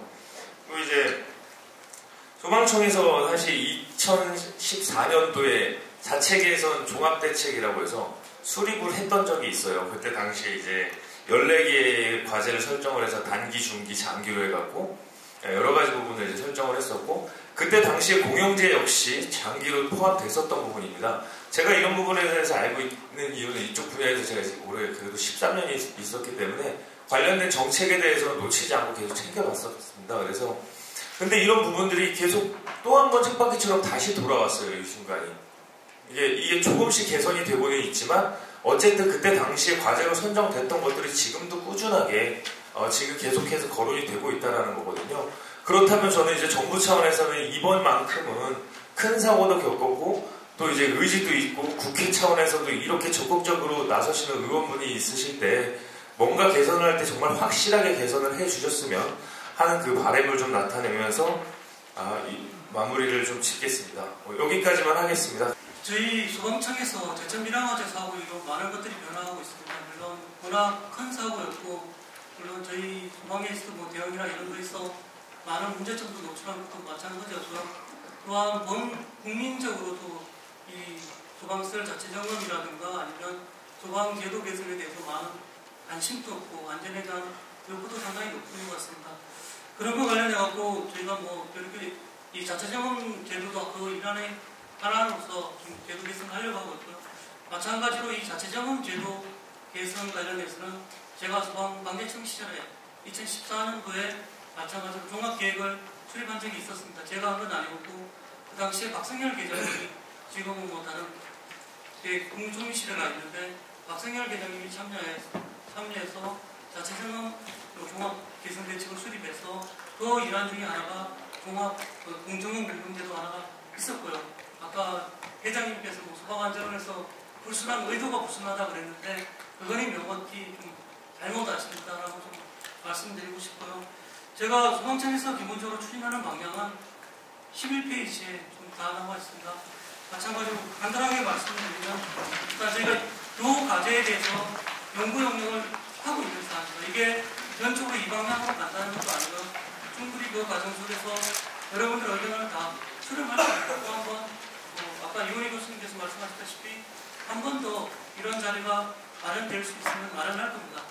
첫째가 저희가 말끔하고 탈때만은 이 자체점검의 가불관계를 해소하기 위해서 점검의 공공성을 좀 강화해야겠다. 점검 공공성을 강화하기 방안 중에 하나가 저희가 떠오르는 게 점검 공영제다. 점검 공영제를 뭐 어떻게 실현할 건가? 저희가 지금 당장 어떻게 법을 바꿔서 이 어떤 대전대상에 대해서 점검 공영제를 실현하고자 하는 거 아닙니다. 이 공공성을 강화하는 방안의 하나의 일환으로서 방법은 여러 가지가 될 수 있겠죠. 우선 공공기관부터 시행한다든가 아니면 중요 조구청 부문부터 시행한다든가 이런 단계적으로 시행할 수도 있을 겁니다. 그 방안을 하나 시행하는 거고요. 또 하나 저희가 해야 하는 게 전문성 강화입니다. 그 전문성을 강화하기 위해서 하고 있는 게 지금 점검 능력이라든가 점검 역량에 관계없이 똑같이 관리업이 관리사무의 구조인력 부분, 형성 부분, 법을 등록하다 보니까 점검 능력에 관계없이 내가 오늘 점검 등록을 하게 되면 소고청 건물도 점검할 수 있고요. 아니면 그 이하 건물도 점검을 할 수 있습니다. 그런 문제점들을 좀 개선하고자 점검 또 부분이 필요한 건 아닌가 생각을 하고 있었고요. 그래서 거기에 대한 일반과 전문을 어떻게 구분할 건지에 대해서 요구를 하고 있습니다. 이와 마찬가지로 점검법 등록 부분만 필요한 게 아니라 거기에 참여하는 보조기술인력 지금은 관리사 참여에 부분 점검을 하도록하고 있습니다. 이게 과연 올바른가에 대한 문제점도 한번 제기하고 싶고요. 그러면 저희 그 밑에 점검 관리사가 내가 오늘 자격 취득했는데 그 밑에 기술을 이뤄간 20년, 30년 점검업에 종사하시는 분들도 솔직히 많습니다. 그럼 그분들이 어떻게 보면 점검을 더 잘 할 수도 있습니다. 그분들에 대한 것은 어떻게 할 건가도 고민이 필요한 것 같습니다. 또한 분명히 또 종합정밀 점검 대상은 또 많이 늘어날 거고요. 워낙 단계인 셀프 점검에 대한 문제점이 많이 있다고 지적되다 보니까 종합정밀 점검 대상은 또한 많이 앞으로 확대될 겁니다. 그랬을 때 지금 현재 올해도 저희가 소방시설 관리사 최종 합격자가 발표는 안 났지만 작년도 전년도 수준입니다. 작년도에 70명 합격하셨는데 올해도 그 정도 되고 그러면 그 인원은 작년에 1,407명이었는데 졸업 인원 되겠죠. 그 인원 갖고 현 시장 종합정밀 대상이 늘어나는데 다 커버할 수 있을 것인가에 대한 고민도 좀 필요한 것 같습니다. 그래서 보조인력도 점검에 주인력으로 참여하게 시장이 허용해 줘야 되지 않느냐. 이거는 관리사분들이라든가 점검업에 참여하시는 분들이 합의가 필요한 사항입니다. 이런 것들은 좀 허용해 줘야 되지 않나는 생각을 하고요. 또한 업무, 이게 또 지금 여러분들이 가장 요건 이슈 중에 하나일 수 있을 텐데 업무 대행 제한하는 겁니다. 지금 현재 우리 법상에 감독자가 업무 대행을 하도록 되어 있습니다. 감독자가 소방안전관리자로 수행하고 있는데 저희 법상에는 업무 대행이 있고 감독자가 수행하는데 그 감독자가 자격이 있냐 없냐에 대한 명시는 없습니다. 일반 가령적으로 다 등록하지 않은 사람, 자격이 없는 사람을 감독자로 해서 선임을 하고 있는데요. 거기에 대한 기준을 지금 개선하고자 법원 발의된 건 다 아시겠지만 김영호 의원께서 발의해서 진행 중에 있습니다. 이와 관련해서는 저희가 그대로 그대로 통과시킬 의향은 저희들도 없습니다. 그리고 분명히 저희가 수정해서 다만 무자격자가 하더라도 지금 현재 업무 대행에 대한 절차라든가 방법, 기준은 제시가 필요하다는 입장입니다. 거기에 대해서 저희가 수정안을 제시를 할 거고요. 거기에 대해서 좀 다른 의견이 있으시면 저희한테 의견 주시면 받아들이겠습니다. 또한 지금 신뢰성 확보를 하기 위해서 저희가 점검 결과 보고 하는데요. 저희가 7일로 단축하고자 시행규칙 개정 중에 있습니다. 물론 법에 종사하시는 분들은 아마 반대하시는 분들도 많으실 텐데요. 저희가 무조건 7일로 단축하겠다는 건 아닙니다. 그걸 전제로서 서식도 개정할 거고요. 점검 보고서 제출 방식도 바꿀 겁니다. 지금 현재 대부분 저희가 서류로 받고 있는데 분량도 상당합니다. 종합정밀 같은 경우는 아마 소방서에 창고에 다 쌓여있을 겁니다. 저희가 전산 시스템으로 또 활용도 못하고 있고요.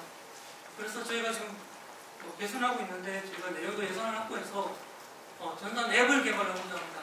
앱을 개발해서 바로바로 점검했을 때 최소한 점검 보고 서식도 간소하고 점검 결과도 전산을 바로 받아서 저희가 바로 활용할 수 있도록 저희가 자체 점검을 보고서를 받고 있지만 그 데이터를 활용을 못하고 있습니다.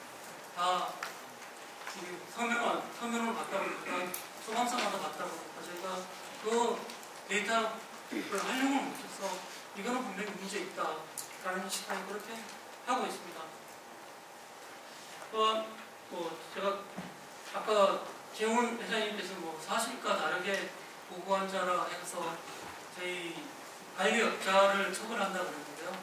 이런 문제를 해결하기 위해서 분명히 법은 바뀌었습니다. 2017년도부터는 관리업자를 사실과 다르게 점검해서 보고한 자에 대해서는 제가 관리업자는 처벌 안 하고 있습니다. 그 단적인 예가 이번에 DQCT 같은 경우도 관리업자를 저희가 처벌한 게 아니라 분명히 보고한 자, 보고 주체, 강제인을 처벌했습니다. 저희가 관리업자를 지금 처벌하는 경우에는 기술 인력 참여 없이 점검했을 때만 지금 처벌하고 있고요. 또한 아까 이런 생각나요. 남상호 회장님께서 저희가 거짓 점검, 불성실 점검 부분 안에서 처벌한다고 했는데 저희는 그래도 나름대로 물론 현재 그 체계가 맞다는 건 아닙니다. 물론 불성실 점검하고 거짓 점검하고 약간 경계가 모호한 건 사실입니다. 처벌하는 것도 하지만 최소한 저희가 관리사 2차 경고가 아닌 영업의 영업 정지라든가 자격 정지라든가 이런 거 할 때는 그 사람의 고의성이 있느냐 없느냐 그걸 알았냐 안 했냐 인식 여부에 대해서는 반드시 확인을 하고 있고요. 또한 저희가 많은 행정소송을 하고 있습니다. 행정소송 안 하신다고 하셨는데 행정소송 상당히 많습니다. 이 담당자가 좀 힘들 정도로 다른 저희가 변호사 출신도 아니고 전문 변호사도 아닌데 저희 담당자가 직접 변호사 다 작성해서 제출하고 그래도 저희가 여지껏 행정소송에서 접은 적은 없습니다. 그만큼 그 담당 관리사 분께서 그 사실을 다 인식하고 있었다는 겁니다. 그런 거에 한해서만 저희가 처분하고 있죠. 저희들도 무분별하게 처분 안 하고 있다는 걸 말씀드리고 싶습니다.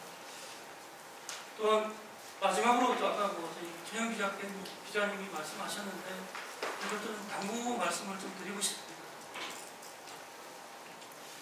매년 감사원 감사 때 좀 여러 가지가 많이 적발됩니다. 근데 그건 동일합니다. 외국 해외 출국, 영웅 입원, 이번엔 좀 특이하게 교도소 입원까지 나옵니다. 내년에는 근데 이 기간이 1년도 안 1년 기간. 작년 2017년 2월 1일, 5월 18년 7월 31일 기간 내에 이런 사항이 어떻게 이런 것들이 어글나시다 보면 이런 경우도 있고 저런 경우도 있고 많은 경우도 있겠지만 적어도 이런 경우만큼은 이미 예견된 일이지 않습니까? 그리고 이게 한두 번도 아니고 여러 번 진행되는 사항인데 똑같은 상황이 반복하고 있다는 것은 분명히 시스템적으로도 문제가 있다는 생각을 합니다. 그래서 여기에 대해서는 좀 서로 관리협회 차원이라든가 아니면 관리사 협회 차원에서 서로 좀 자정 노력을 좀 기울여 주셨으면 하고요. 그리고 마지막으로 말씀드리고 싶은 건 요즘 대형 설비 점검 문제하고 비상방송 설비 단락 점검 문제가 또 이번 국회 때 최대 하도로 올랐습니다. 그래서 제가 말씀드린 저희 점검부에서 관리업을 하시는 분들이 점검을 할 수 없는데 점검 체크리스트에 있다면 그런 것들은 가감히 개선돼야 된다고 생각합니다. 아니면 관례적으로 아예 점검을 안 하고 있는 것인지 여기에 대해서는 좀 스스로 좀 생각들을 해보시고 개선 방향을 찾아야 되지 않을까 생각합니다. 이상입니다. 부산에서 올라오고요. 대우소방인지 대표면서 관리사로 일하고 있습니다. 그리고 또 주말에 관리사 강의도 지금 진행하고 있습니다.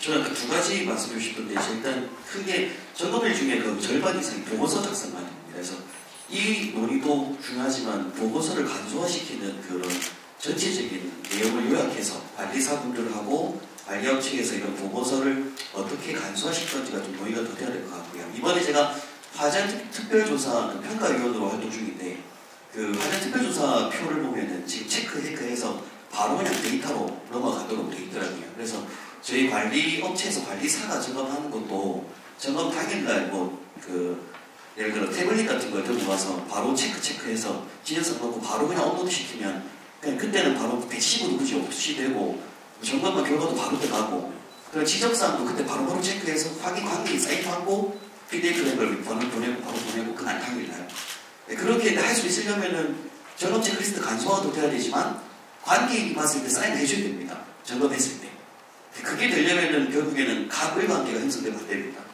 그렇기 때문에 저도 개인적으로 공영제 찬성을 하고요. 정보공영제를 하게 되면 사실 저는 관계인 중에서 비용을 점검비라고 매 1년에 한 번 점검비를 내시는데 안 내는 분들도 있습니다. 셀프 점검하시는 분들. 개인적으로 그냥 자체적으로 써서 제시합니다. 저는 그건 형평성도 안 맞다고 보거든요. 어떤 분들은 자기가 체크해서 내버리고 어떤 분들은 점검업체 돈 내고 점검받고요. 그래서 이제 전체적으로는 그 건물주들은 당연히 의무라고 생각하고 그 의무에 대한 비용 지불을 해야 되고 그리고 국가에서도 사실은 점검비를 좀 보존해서 비용을 해야 될 이유가 그 비용이 나중에 국민에 다 돌아갑니다. 그렇기 때문에 국가에서도 세금을 어느 정도 내고 건물주도 돈을 내서 그 점검비를 저는 이제 한국소방안전공단 같은 걸 만들어서 그걸 관리협회에서 사실 주최를 하는 문화를 만들어서 거기서 비용을 받고 적정하게 결정하는 게 가불같은 제거되면서 그 배치받은 점검업체 갔을 때 체크를 또 하루만 다 할 수 있도록 바로 제출할 수 있도록 그렇게 시스템이 있었습니다. 아주 핵심적인 중요한 아이디어를 주셨습니다. 지금 우리 장동조 박사가 이 보고서 간소화를 하고 있고 앞에 김은학 기자님 말씀대로 애플리케이션 개발해서 현장에서 바로 기록할 수 있도록 그 장치도 지금 개발하려고 하고 있는 중입니다. 예, 또 다른 의견 있습니다. 뒤에 분 아까 먼저 하셨으니까 예. 핵심적인 아이디어 위주로 이렇게 아이디어 말씀 부탁드립니다. 소방관리사인데 14년 동안 현장에서 점검하고 있습니다. 오늘 그 토론회의 굉장히 좋았고 의미가 있었는데 이게 빠진 것 같아서 말씀드릴게요. 첫 번째는 자체 점검 문제였다는 게 인정하고 저도 뭐 관리사로서 100% 점검 못하고 있어서 책임감이 있습니다. 그런데 빠진 부분이 있습니다. 과연 이 자체 점검 관리업이나 관리사만의 잘못으로 우리 현장에 안전 문제가 발생했을까요? 준공 때 시공이나 감리 준공하신 분들 종합정리점검만큼의 전수공사 안 하고 준공 봅니다. 소방관들 자체 점검, 소방관들 특별히 가시잖아요. 감리, 감독하시고 준공 보시잖아요. 소방관들 줄자 하나도 안 갖고 가십니다. 준공된 건물 그렇죠? 준공 이후에 리모델링 현장 인테리어 하신 분들 과연 소방 면허 가진 분들 협력부터 들어가지고 인테리어 할까요? 물론 하는 분들도 있지만 대부분 현장 무자격자들이 리모델링 하고 있습니다. 이거 감독기관, 건축 관련 감독기관, 소방 관련 감독기관 이거 감독하시고 제도 만드셔야 됩니다. 이거 그대로 넘어와서 우리 책임입니다. 세 번째, 제대로 된 건물 우리 안전점검 해도요 방화구역 못 봅니다. 여기 관리사분들 많이 와보셨는데 발전기 돌려서 옥내에서 한번 쏴보셨어요? 발전기 부하 걸어가서 스프링클러 펌프 물 내보셨어요? 이거 못합니다. 발전기가 고장난 게 아니라 지금 제도상으로 못합니다. 그 다음에 아까 우리 관리사협회 회장님 말씀하시는데 건축주 책임 의식이 굉장히 중요합니다. 소방 자체 점검이라는 이게 차가 굴러가려면 바퀴가 전라도 말로 네 바퀴가 잘 굴러가야지 차가 직진합니다. 근데 이게 어떻게 된 건지 여러 가지 문제점이 있는데 뭐 자체 점검, 뭐 면허업체, 관리사랑 이렇게 책임만 호되게 뿌려주시면 이거 제도 발전 없습니다. 마치겠습니다. 네, 고맙습니다. 점검 자체가 아니라 시공과 관리가 감리가 잘못된 원천적인 문제도 한번 봐야 된다. 저희들이 생각을 해보고 있습니다. 예, 저기 마지막 말씀 듣고 다른 분 하신 말씀 여쭤보겠습니다. 예. 네, 안녕하십니까. 김성환 대표입니다. 아까 우리 김은하 기자님께서 과연 점검을 할 때 소방시설 관리사가 반드시 꼭 참여를 해야 되는 것인가에 대한 것도 의문이 든다고 하셨습니다. 사실 그렇습니다. 현재 소방시설 관리사가 점검하는데 반드시 참여를 해야 되고 그리고 또한 점검 결과에 대해서도 책임을 져야 됩니다. 사실은 결과에 대해서 책임을 진다는 것 자체가 그 행위에 대한 책임인데 당연히 그 책임도 져야 되고 그 책임에 대한 또 처분이라든지 그 책임이 얼마나 무거운 것인가에 대한 것은 소방시설 관리사들이 충분히 공감하고 있습니다. 그런데 거기에 또 하나 참여를 하지 않으면 또 처분, 이게 잘못해도 처분하고 참여를 하지 않아도 처분하고 이게 이중의 것입니다. 아까 말씀하신 게 딱 정말 중요한 부분을 지적하셨다고 생각하는 게 과연 참여가 어디 부분까지 참여가 된 처음부터 끝까지 모든 점검에 있어서 참여하지 않는다는 것은 미참여로 지금 처벌을 하고 있고 그렇게 참여했음에도 불구하고 자그마한 부실이라도 있다면 그건 거짓점검 또는 부실점검으로 해갖고 지금 처벌이 되고 있는데 이런 부분에 있어서 좀 획기적으로 발상을 좀 전환해서 반드시 끝까지 참여를 하는 것이 맞는 것인가에 대해서 좀 생각을 하고 답변을 좀 해주셨으면 합니다. 네, 고맙습니다. 자, 나머지는 여기는 그 A4 용기에 써주시면 저희들이 다 읽어보고 반영을 하도록 하겠습니다. 자, 우리 참석하신 분들은 이 말을 꼭 한번 같이 공감대를 하고 있다는 게 예. 되겠습니다. 네, 마지막 1분 발언하겠습니다. 우선 이런 자리를 마련해 주신 먼저 김영호 의원님하고 화재의 왕갑 관계자분들에 감사드립니다. 저희들도 사실 자정을 하겠습니다. 해외 출국을 포함해서 해치 신고가 불가능한 분들이 91명이 적발이 됐습니다. 자정해야 됩니다, 지금. 해치 신고 10일을 지키지 않는 비율이 어마어마하게 비율이 높습니다. 자정해야 됩니다. 그래서 저희 현재 협회 내에서는 전산망을 정비를 했습니다. 내년도에 혹시 과태료 조항에 대한 논의가 있으면 10일이 지나면 전산망 문제에 대해서 검토가 이미 정비가 됐습니다. 그래서 여러분들 저희가 몇 번 공문을 보내드렸습니다. 자정해야 됩니다. 그동안에 소방청에서 사전 입법 예고를 앞서서 이렇게 정책을 하겠다고 한 것 중에서 지휘협회와 그 다음에 여기 계신 모든 분들이 다 같이 반대를 해서 선배치 신고도 유예가 되고 오늘도 직접 들으셨지만 소방안전관리자의 대행제도에서 감독자에 대한 자격 강화 그것도 원하는 대로 하지 않고 보완하겠다는 말씀을 들었습니다. 이 자리에 비해서 저희가 감사의 말씀을 드립니다. 박수 한번 부탁드립니다. 박수를 유독하시고 싶으시잖아요. 자, 지금 여러분들을 대표한다는 의미가 있기 때문에 또 다른 회장님 말씀 한번 듣고 마무리하겠습니다. 아니요, 한 가지만 말씀드리고 마치겠습니다. 네. 이름은 이제 그 거짓말을 이제 행정처분에 대해서 딱 한 말씀만 드리고 마무리하겠습니다. 행정처분을 현재와 같이 일선서에서 소방사의 자의적인 판단으로 결정하면 안 된다는 것입니다. 그래서 하는 얘기지만 개인의 친분에 따라서 친소관계에 따라서 넘어갈 수도 있는 것입니다. 행정처분을 하려고 하면 앞으로는 어떤 공론화 과정을 거쳐야 됩니다. 외부의 전문가도 참여하는 가운데서 공론화를 거쳐서 과연 이 사람이 진짜 인식한 사람에 대해서 거짓을 했느냐 오류냐 등등에 대해서 공론화 과정이 필요합니다. 그리고 같이 곁들여서 과징금 제도를 활성화해야 됩니다. 네, 죄송합니다. 네. 자, 이 부분은 저희들이 다 반영하고 있는 거니까 오늘 논의 속에서 반복은 하지 않도록 하겠습니다. 이사로 마치겠습니다. 네, 박수 한번 네. 사회자 회장님 말씀 짧은 거 보니까 저도 짧기 전에 얼른 짧게 얘기하고 오늘 주제가 자체점검제도 발전입니다. 오늘은 제가 아까 핵심을 얘기했는데 자체점검의 주인공은 건물주죠. 오늘 그 토론에 좀 제가 아쉬움이 있다면은 자체점검 제도의 주인공은 건물주인데 건물주의 책임의식과 책임 규정에 대한 어떤 논의가 없었다라는 것은 어떤 핵심을 놓친 토론회가 아닌가 라는 점에 대해서 좀 아쉬움을 갖고 오늘 이제 참석해 주셔서 굉장히 감사드립니다. 감사합니다.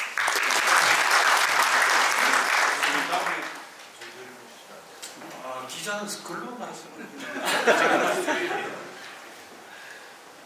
꼭 한번 좀 짚어보고 넘어가고 싶은 게 있어서 추가적으로 말씀을 하나 드리겠는데 좀 전에 이제 발표하시면서 조금 강렬하게 있었던 안전원, 한국소방안전협회 안전원에 대해서 지금 얘기들이 계속 나오고 있는데요.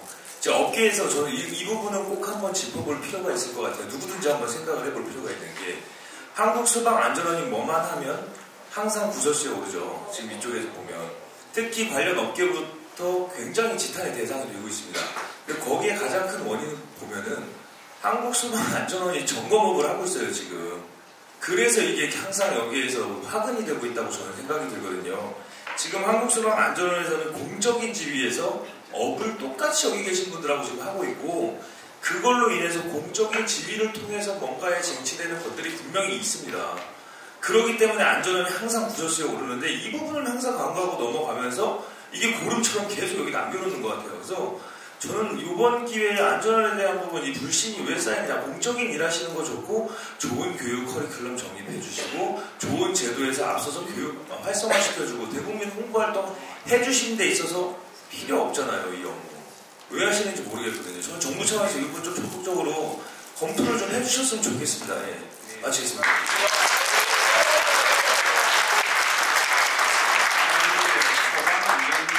계실지 모르겠는데 좀 억울해 하실지도 모르겠습니다. 다음에 저희들이 오늘 이야기를 들은 건물주협회 소방안전원도 한번 이야기를 듣는 기회로 가져볼 생각을 해봅니다. 자, 예. 마지막으로 방금 말씀한 최영 기자 말씀은 좀 약간 오해가 있는 것 같습니다. 저희가 2017년도까지는 소방안전원에서 점검한 건 사실이고 근데 그 문제가 롯데 문제 점검 문제로 대두가 된 이유 그 이후로는 소방안전원에서 공식적으로 점검은 안 하고 있습니다. 하고 있는 거는 각 연구실 연구 진단이라든가 아니면 위험물 안전 진단 그 업무를 하기 위해서 그 면허가 또 필요한 거고요. 그 업체에서 그런 걸 요구하니까 안전 진단 위주로 점검을 하고 있고, 또한 그 사람들도 교수 요원이다 보니까 일정 정도 점검에, 일정 정도 점검에 그걸 알아야, 프로세스를 알고 뭘 참여하고 뭘 알아야 이 교육의 발전이 된다는 차원에서 최소한의 한도 내에서 저희가 청에서 인정을 해주고 있습니다. 그 부분만은 좀 이제는 더 이상 논란의 여지가 좀 없었으면 하는 게 솔직히 저희 청 담당자로서의 바람입니다.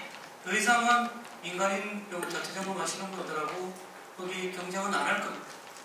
아마 안전원에서 하는 점검은 여러분들이 수행하지 않는 곳에서 대부분 진행될 거고요. 앞으로 이 일에 대해서는 더 이상 부딪힐 일이 아마 거의 없을 겁니다. 그렇게 마무리를 하겠습니다. 오늘 우리 이 컨퍼런스 주제가 자체 점검제도 발전인데 그 앞에 중요한 수식어가 있습니다. 민간 자율안전 관리 역량입니다. 이 부분은 앞으로 우리 정부 정책이 바뀔 수 없을 것 같습니다. 자체 점검은 분명히 발전해야 될 것이고, 그 전제로서 건전한 시장을 형성하기 위한 노력이고, 그 과정에서 저희들이 지켜보니까 많은 이해관계자가 있습니다. 우리 점검법 내에도 대형, 소형 다르고 또 인근에 있는 이해관계도 다르고, 그래서 한꺼번에 이 정책을 입안하기 쉽지 않을 것 같습니다. 저희들이 점진적으로 도입을 할 수 있고 점진적으로 개선할 수 있는 방안을 만들어서 같이 협의해 나가는 구조를 만들 것을 약속드립니다. 그런 과정에서 여러분 의견들 언제든지 저희들이 받아들일 수 있도록 오픈 마음으로 진행을 하겠습니다. 끝까지 진지하게 참여해 주신 여러분 고맙습니다. 마치겠습니다.